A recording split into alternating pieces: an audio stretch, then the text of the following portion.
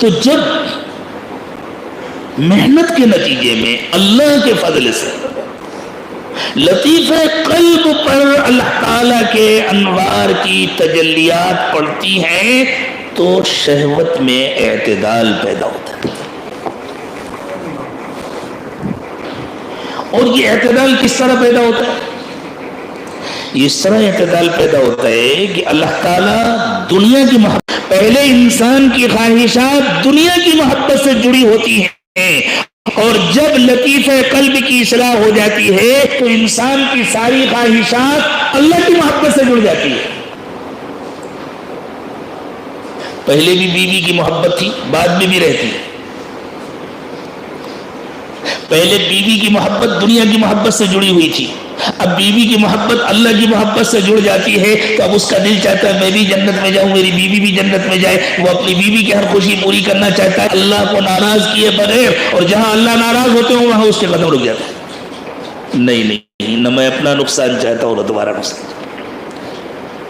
پہلے بچوں کی محبت تھی دنیا کی محبت سے جڑ کر کے، تو وہ بچوں کی ہر خوشی ہر خواہش پوری کرتا تھا. اب بچوں کی محبت اللہ کی محبت سے جڑ جاتی ہے، اب وہ اپنے آپ کو بھی جہنم سے بچانا چاہتا ہے، اپنے بچوں کو بھی جہنم سے بچانا چاہتا ہے، اور اپنے بچوں کی ہر خوشی پوری کرتا ہے اللہ کو ناراض کیے بغیر. اور جہاں اللہ ناراض ہوتے ہو لا طاعت لمخلوق فی معصیۃ الخالق. تو جب لطیفہ قلب کی اصلاح ہوتی ہے تو اس میں اللہ کی محبت آ جاتی ہے، اور اس کے نتیجے میں ساری خواہشات اللہ کی محبت سے جڑ جاتی ہیں. پھر کھانے سے زیادہ کھلانے میں مزہ آتا ہے. وَيُؤْثِرُونَ عَلَىٰ أَنفُسِهِمْ وَلَوْ كَانَ بِهِمْ خَصَاصَةٌ. یہ انہی لوگوں کے بارے میں آیت نازل ہوئی ہے نا جو دنیا میں لوٹ کر کھانے میں مشہور تھے. عربوں کی جو معیشت کے ذرائع تھے ان میں سے ایک ذریعہ لوٹ بھی تھی. ڈاکے ڈالنا، چوری کرنا، مال لوٹنا یہ ان کے ہاں کوئی ذلت کی بات نہیں تھی. اس کو کوئی گری ہوئی حرکت نہیں سمجھا جاتا تھا. یوں سمجھا جاتا تھا یہ تو طاقتور کا حق ہے کہ وہ کمزور سے چھین لے. یہ تصور تھا عربوں کے. جاہلیت کے زمانے کا یہ فلسفہ تھا کہ یہ طاقتور کا حق ہے کہ وہ کمزور سے چھین لے. اور آج بھی ساری دنیا میں یہی فلسفہ کام کر رہا ہے. دنیا کی بڑی اور طاقتور قومیں اور دنیا کی طاقتور حکومتیں کمزوروں کو دبا کر کے رکھتی ہیں اور اس کو اپنا حق سمجھتی ہیں. تو لوٹ کر دوسروں کا چھین کر کھانے والوں کے اندر ایسی تبدیلی پیدا ہوئی کہ ان کو کھانے سے زیادہ کھلانے میں خوشی ہونے لگی. اور قرآن نے ان کی صفت بیان کی وَيُؤْثِرُونَ عَلَىٰ أَنفُسِهِمْ وَلَوْ كَانَ بِهِمْ خَصَاصَةٌ. خود بھوکے رہتے ہیں اور دوسروں کو ترجیح دیتے ہیں، دوسروں کو کھلاتے ہیں. غصہ اللہ کی دی ہوئی ایک بڑی نعمت ہے، لیکن اس کی بے اعتدالی بے انتہا خطرناک ہے. اس طاقت کا مرکز لطیفہ روح ہے. جب تک لطیفہ روح میں نورانیت نہیں آتی اس وقت تک غصے میں اعتدال نہیں آتا. پھر انسان جلالی ہو جاتا ہے. ماشاءاللہ بڑے جلالی بزرگ ہیں، ہاں، اور جلال کو کمال سمجھا جاتا ہے. لیکن جب لطیفہ روح میں نورانیت آ جاتی ہے، اور میرے دوستو صرف کسی شیخ سے مرید ہو جانے سے نہیں ہوتا، صرف کسی مقام میں حاضر ہو جانے سے نہیں ہوتا، محنت کرنی پڑتی ہے. اللہ ہمیں توفیق دے محنت کرنے کی. آج سے نیت کریں انشاءاللہ بھرپور محنت کریں گے، اپنی جان کھپا دیں گے، لیکن اس نعمت کو حاصل کر کے رہیں گے. اور ایک بات یاد رکھو، جس نے سچی نیت سے قدم اٹھا لیا اور محنت شروع کر دی، ہو سکتا ہے کام لمبا ہو، عمر مختصر ہو، اور کام پورا کیے بغیر دنیا سے چلے جائیں. ایسے ہی لوگوں کے لیے اللہ کے رسول صلی اللہ علیہ وسلم نے فرمایا انما الاعمال بالنیات وانما لکل امرئ ما نوى. اس نے تو کام شروع کر دیا تھا نا اس نیت کے ساتھ کہ پورا کریں گے. اب اگر اللہ تعالیٰ نے اس کو پورا کرنے کا موقع نہیں دیا تو اللہ قیامت کے دن اس کو کاملین میں اٹھائیں گے. لیکن شروع تو کیا ہو، نیت تو کی ہو. ایک جگہ اللہ تعالیٰ نے قرآن پاک میں ارشاد فرمایا وَمَن يَخْرُجْ مِن بَيْتِهِ مُهَاجِرًا إِلَى اللَّهِ وَرَسُولِهِ ثُمَّ يُدْرِكْهُ الْمَوْتُ فَقَدْ وَقَعَ أَجْرُهُ عَلَى اللَّهِ. اگر کوئی اپنے گھر سے اللہ اور اس کے رسول کی طرف ہجرت کرنے کی نیت سے نکلا، منزل مقصود تک نہیں پہنچ سکا، راستے میں موت آ گئی، تو اللہ کے ذمہ لازم ہے کہ اللہ تعالیٰ اس کو پورا پورا اجر عطا فرمائے، یعنی قیامت کے دن اس کو مہاجرین میں شمار کیا جائے گا. یہ آیت ہمارا مستدل ہے کہ اگر کسی نے سچی نیت کے ساتھ قدم اٹھا لیا اور تزکیے کی محنت شروع کر دی اور تزکیہ کیے بغیر وہ اس دنیا سے رخصت ہو گیا، اللہ کی رحمت سے امید ہے اللہ اس کو کاملین میں اٹھائیں گے، قیامت کے دن اس کا نفس مطمئنہ ہوگا اور اللہ اس کو جنت میں بھیجیں گے. لیکن جس نے ارادہ ہی نہیں کیا، جس نے قدم ہی نہیں اٹھایا، اس کا جنت سے کیا رشتہ، کیا تعلق؟ تو غصے کا تعلق لطیفہ روح سے، اور غصہ ضروری ہے ہمارے لیے، اعتدال کے ساتھ ہو لیکن ضروری. آپ سوچیں آپ اپنے گھر میں لیٹے ہیں، چور گھسا ہے، آپ کو غصہ ہی نہیں آتا، آپ ہنس رہے ہیں، سوچے گا؟ کوئی آپ پر جان لیوا حملہ کر رہا ہے اور آپ کھڑے ہو کے مسکرا رہے ہیں. اللہ کے نبی صلی اللہ علیہ وسلم فرمایا من قتل دون نفسه فهو شہید، جو اپنی جان کی حفاظت میں مر گیا وہ شہید ہے. ومن قتل دون ماله فهو شہید ومن قتل دون عرضه فهو شہید، جو اپنے مال کی حفاظت میں مر گیا، جو اپنی عزت کی حفاظت میں مر گیا. کیا مطلب حفاظت میں مر گیا؟ حضور کہہ رہے ہیں اپنی عزت کی حفاظت کرو چاہے جان چلی جائے، اپنے مال کی حفاظت کرو چاہے جان چلی جائے، اپنی جان کی حفاظت کرو چاہے جان چلی جائے. اگر جان چلی گئی تو یہ جان ضائع نہیں ہوئی. یہ کب ہوگی حفاظت؟ جب غصہ آئے گا تبھی ہوگی نا. بے موقع غصہ آنا اچھا نہیں ہے، اور ہم سب کا مسئلہ ہے موقع پر غصہ آتا نہیں، بے موقع غصہ آتا ہے. جہاں غصہ آنا چاہیے وہاں غصہ آتا ہے، اور جہاں نہیں آنا چاہیے وہاں ہم سے زیادہ کوئی ناراض نہیں ہوتا. گھروں میں ماشاءاللہ بھیگی بلی بنے رہتے ہیں، وہاں غصہ نہیں آتا. مسجد میں جا کر مؤذن صاحب تو غصہ آتا ہے، صفائی کرنے والے پر غصہ آتا ہے، سارا غصہ وہاں جا کے نکلتا ہے. اس غصے میں اعتدال کیسے پیدا ہوگا؟ اس غصے میں اعتدال پیدا ہوگا جب لطیفہ روح پر محنت ہوگی اور اس میں نور آئے گی. ہمارا تیسرا مسئلہ ہے بخل. بخل کی جو بنیاد ہے مال بچانے کی خواہش، اگر یہ بنیاد ہی ختم ہو جائے تو ساری دنیا اجڑ جائے. اگر مال کا بچانا غلط ہوتا، اگر مال کا جمع کرنا غلط ہوتا، جب آیت کریمہ نازل ہوئی والذین یکنزون الذهب والفضة ولا ينفقونها في سبيل الله فبشرهم بعذاب أليم، کہ جو لوگ سونا اور چاندی جمع کر کے رکھتے ہیں اور ان کو اللہ کے راستے میں خرچ نہیں کرتے، ان کو دردناک عذاب کی خوشخبری سنا دیجیے. حضرات صحابہ کرام پریشان ہو گئے. اس کا مطلب یہ کہ ذرا بھی کچھ جمع نہیں کر سکتے، نہ سونا جمع کر سکتے، نہ چاندی جمع کر سکتے. اور خود اللہ کے نبی صلی اللہ علیہ وسلم کا اپنا طریقہ یہ تھا، ایک مرتبہ مغرب کی نماز کا وقت، آپ مصلی پر کھڑے ہو چکے، تکبیر کہی جا رہی ہے، اچانک آپ مصلی سے حجرے میں تشریف لے گئے. صحابہ رک گئے، تھوڑی دیر کے بعد تشریف لائے، پھر آپ نے امامت فرمائی، نماز پوری ہو گئی تو فرمایا اصل میں اللہ تعالیٰ نے کچھ مال بھیجا تھا، میں نے تقسیم کرایا تھا، ایک چاندی کا ٹکڑا گھر میں رہ گیا تھا، میں مصلی پر آ کر کھڑا ہو گیا، مجھے اچانک خیال آیا دن ختم ہو رہا ہے، رات آ رہی ہے اور محمد کے گھر میں مال موجود ہے، مجھے اچھا نہیں لگا، میں نے جلدی سے جا کر کسی مستحق کے پاس بھیجا، اس کو صدقہ کیا، اس کے بعد آیا ہوں نماز پڑھانے کے لیے. تو اللہ کے نبی صلی اللہ علیہ وسلم کا تو یہ طرز عمل تھا.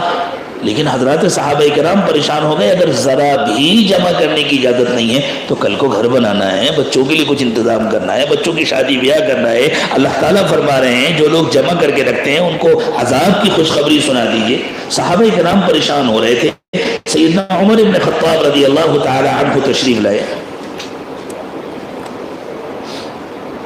انہوں نے صحابہ کرام سے کہا کہ آپ لوگ رکیں، جلدی نہ کریں، میں جا رہا ہوں، اللہ کے نبی صلی اللہ علیہ وسلم کی خدمت میں حاضر ہوتا ہوں، انشاءاللہ کوئی بہتر بات ہمیں معلوم ہو جائے گی، ایسا نہیں ہوگا جیسا ہم اور آپ سمجھ رہے ہیں.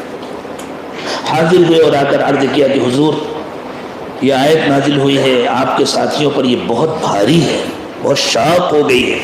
کس طرح اس پر عمل کیا جا سکتا ہے، کتنے لوگ اس پر عمل کر سکیں گے؟ حضور اکرم صلی اللہ علیہ وسلم نے ارشاد فرمایا، عمر اگر مال جمع کرنا برا ہوتا تو اللہ تعالیٰ زکوٰۃ کیوں فرض کرتے؟ زکوٰۃ تو سال بھر کے بعد فرض ہوتی ہے نا، جب سال بھر نصاب کے بقدر مال رہا تو اگر مال جمع کرنا برا ہوتا تو اللہ زکوٰۃ کیوں فرض کرتے؟ اللہ تعالیٰ نے اس مال کی مذمت کی ہے جس میں سے اللہ کا حصہ نہ نکالا جائے، یہی تو اعتدال ہے۔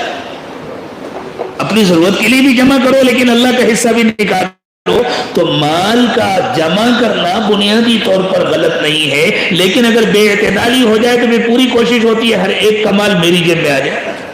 آج تو ماشاءاللہ MBA میں یہی تو سکھایا جاتا ہے نا، کیسے دوسرے کی جیب کا مال نکل کر میرے جیب میں آئے، چاہے جتنا جھوٹ بولنا پڑے۔ جھوٹ بولنا تو ہنر ہے،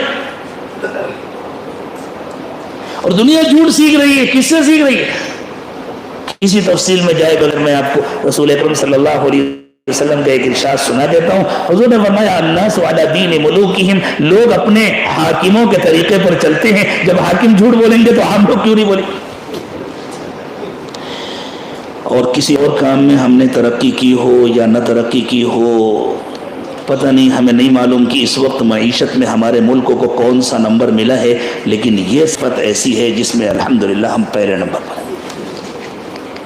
ایک اور تھا جو مقابلہ کر سکتا تھا، وہ غریب ہار گیا۔ ایک ہی وجہ کہ انسان جھوٹ بولتا ہے، دھوکہ دیتا ہے، بےایمانی کرتا ہے، چوری کرتا ہے، وعدہ خلافی کرتا ہے۔ یہ سب کیوں کرتا ہے؟ مال کی محبت، مال کی لالچ میں۔ تہجد گزار ہیں اور وعدہ خلاف،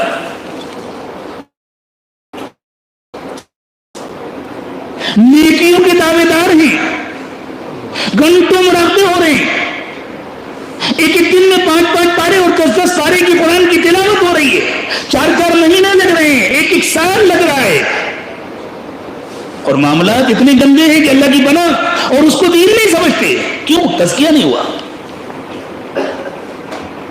نفس کا علاج نہیں ہوا۔ مال کی محبت ہے جو انسانوں سے اللہ کی نافرمانی کی حد کراتی ہے، اور پھر اس میں طرح طرح کی تعویلیں کی جاتی ہیں۔ جب لطیفہ سر پر محنت ہوتی ہے تو اس محبت میں، مال کی اس محبت میں اعتدال پیدا ہوتا ہے، پھر مال کی محبت پر اللہ کی محبت غالب ہوتی ہے، اور لالچ باقی رہتی ہے، رخ بدل جاتا ہے۔ کیا سخی انسان لالچی نہیں ہوتا؟ سخی زیادہ لالچی ہوتا ہے۔ آپ کو حیرت ہوگی کیا کہا جا رہا ہے؟ سخی زیادہ لالچی ہوتا ہے، سخی کے دل میں زیادہ محبت ہوتی ہے، لیکن اللہ کی محبت کے نتیجے میں اور آخرت کے یقین کے نتیجے میں اسے صحیح سرمایہ کاری کا علم ہو جاتا ہے۔ بڑے سے بڑا بخیل آدمی، اور اگر ابھی پتہ چل جائے فلاں جگہ پلاٹنگ ہو رہی ہے اور 10 لاکھ کے پلاٹ مل رہے ہیں، لیکن امید ہے کچھ دنوں کے بعد وہاں شہر کا ایئرپورٹ منتقل ہوگا اور ایک پلاٹ 10 کروڑ کا ہو جائے گا، تو شہر کا جو سب سے بڑا بخیل ہوگا وہ سب سے پہلے خریدنے پہنچے گا۔ کیوں؟ اب اسے 10 لاکھ خرچ کر کے 10 کروڑ نظر آتا ہے، پہنچے گا کہ نہیں پہنچے گا؟ تو سخی کیا کرتا ہے؟ من ذا الذي يقرض الله قرضا حسنا فيضاعفه له اضعافا كثيرة۔ اللہ فرماتے ہیں کون ہے جو مجھے قرض دے میں اس کو بہت بڑھا کر کے واپس کروں۔ سخی کو اللہ کے وعدوں کا یقین ہوتا ہے، وہ اپنے مال کا صحیح جگہ استعمال کرتا ہے، اسے معلوم ہے میرا مال بینک میں پڑا ہے، پڑا رہ جائے گا، میں قبر میں چلا جاؤں گا، میرا مال عمارت کی شکل میں ہے، جائیداد کی شکل میں ہے، مکانات کی شکل میں ہے، گاڑیوں کی شکل میں ہے، باغ اور کھیت کی شکل میں ہے، یہ یہی رہ جائے گا، میں چلا جاؤں گا۔ لیکن اگر میں نے اپنے مال کو اللہ کے سپرد کر دیا، اللہ کے پاس سرمایہ کاری کر دی، تو یہ ہمیشہ میرے کام آئے گا۔ تو یہ بڑے نفع کے لیے اپنے مال کو خرچ کرتا ہے اس کی مال کی لالچ ہے، اس کا رخ درست ہو جاتا ہے تزکیے کے ذریعے۔ اسلام نفس کشی نہیں سکھاتا، یہ بہت بڑی غلط فہمی ہے دنیا میں، یہ سمجھا جاتا ہے نفس کو مار کر ختم کر دو۔ اسلام نفس کشی نہیں سکھاتا، اسلام نفس کا تزکیہ سکھاتا ہے تاکہ نفس کو صحیح رخ دے دیا جائے۔ لطیفہ قلب پر محنت کے نتیجے میں جو اللہ کی محبت آتی ہے، تمام لطائف میں وہ اپنا کام کرتی ہے اور ہر جگہ کی صلاحیتیں اللہ کی محبت کے ساتھ جڑتی جاتی ہیں۔ تو جب لطیفہ قلب پر محنت ہوتی ہے تو انسان کے اندر سخاوت پیدا ہوتی ہے، بخل کا خاتمہ ہوتا ہے، اور کسی کو اللہ نے نعمت دی ہے، اسے دیکھ کر ہمارے دل میں ایک ہلچل تو پیدا ہوتی ہے نا، ہونی چاہیے۔ اگر یہ ہلچل بھی نہ ہو تو انسان بے حس ہو جائے، دنیا کی ترقی ختم ہو جائے۔ لیکن یہ ہلچل حد سے بڑھ جائے کہ ہم چاہیں کہ اس کی نعمت چھن جائے، یا ہم اس کو کوئی نقصان پہنچائیں، یا اس کے لیے ہمارے دل میں نفرت پیدا ہو جائے، یہ حسد ہے۔ یہ اعتدال کے اندر ہو اور ہمارے اندر یہ شوق پیدا ہو، اس نے اتنی محنت کی تو اللہ نے اس کو اتنی نعمتیں دی، کل سے میں بھی زیادہ محنت کروں گا، میں بھی زیادہ پڑھوں گا، میں بھی زیادہ دیر تک اپنی دکان پر رہوں گا، میں بھی اوور ٹائم کروں گا، میں بھی اس طرح کروں گا، میں بھی اس حکمت کو اپناؤں گا۔ یہ اچھی بات ہے، اس کو مسابقہ کہتے ہیں، اس کو کمپٹیشن کہتے ہیں۔ تو یہ جو مسابقہ کا جذبہ ہے، اور پھر آگے اللہ تعالیٰ نے فرمایا وَفِي ذَلِكَ فَلْيَتَنَافَسِ الْمُتَنَافِسُونَ، جنت کی نعمتوں کا تذکرہ کر کے اللہ نے فرمایا آئے کمپٹیشن کرنے والے یہاں آ کر کمپٹیشن کریں۔ معلوم ہوا یہ کمپٹیشن کا جذبہ اللہ کی نظر میں برا نہیں ہے، اللہ صحیح راستہ دکھاتے ہیں۔ اب کیا ہوتا ہے، دنیا میں بھی انسان زیادہ محنت کرتا ہے اور ساتھ میں یہ سوچتا ہے بھائی اصل نعمتیں تو جنت کی نعمتیں ہیں، میں جنت کے لیے زیادہ محنت کروں گا، میں اللہ کو راضی کرنے کے لیے زیادہ محنت کروں گا۔ تو یہ جو لطیفہ سر، لطیفہ خفی ہے، چوتھا لطیفہ، یہاں اللہ تعالیٰ نے جو طاقتیں پیدا کی ہیں ان طاقتوں کی بے اعتدالی کا نام حسد ہے۔ اور اللہ نے انسان کو بنایا ہے، انسان کی بڑی آزمائش ہوتی ہے۔ جیسے مٹی میں پانی پڑے تو مٹی پھولتی ہے نا، پانی پڑے تو مٹی پھول جاتی ہے، بالکل اسی طرح جب اس مٹی میں روح کا اثر پڑا تو یہ پھولتا ہے، اسی کا نام ہے کبر۔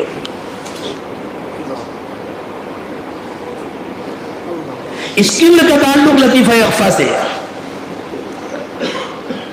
جب اس پر محنت ہوتی ہے اور سب سے زیادہ مشکل سے کبر دور ہوتا ہے۔ کبر کے سلسلے میں یہ بات یاد رکھنا چاہیے، اللہ کے رسول صلی اللہ علیہ وسلم نے ارشاد فرمایا لا يدخل الجنہ من کان فی قلبہ مثقال حبۃ من خردل من الکبر، جس کے دل میں رائی کے دانے کے برابر بھی کبر ہوگا وہ جنت میں نہیں جائے گا۔ اور سب سے زیادہ مشکل سے کبر ختم ہوتا ہے۔ ہمارے بزرگوں نے فرمایا اگر نشانہ بنا کر باقاعدگی سے کبر کا علاج نہیں کیا گیا، جس میں مشائخ کی توجہات کو بھی دخل ہوتا ہے اور انسان کی محنتوں کو بھی دخل ہوتا ہے، اور انسان کی محنتیں اور مشائخ کے توجہات کے بعد اصل میں اللہ کے فضل کا نتیجہ ہوتا ہے، تب جا کر انسان کے اندر عاجزی پیدا ہوتی ہے، تواضع کی صفت پیدا ہوتی ہے۔ ورنہ نمازیں پڑھتی ہیں کبر بڑھتا ہے، تلاوت پڑھتی ہے کبر بڑھتا ہے، روزے پڑھتے ہیں کبر بڑھتا ہے، سخاوت بڑھتی ہے کبر بڑھتا ہے، اللہ کے راستے کی محنت بڑھتی ہے کبر بڑھتا ہے۔ ساری نیکیاں کبر بڑھاتی ہیں، ان نیکیوں سے کبر نہیں ختم ہوتا۔ جیسے کوئی آدمی پیٹ کا مریض ہے، اسے آپ طاقتور دوا کھلائیں تو اس کی بیماری بڑھے گی۔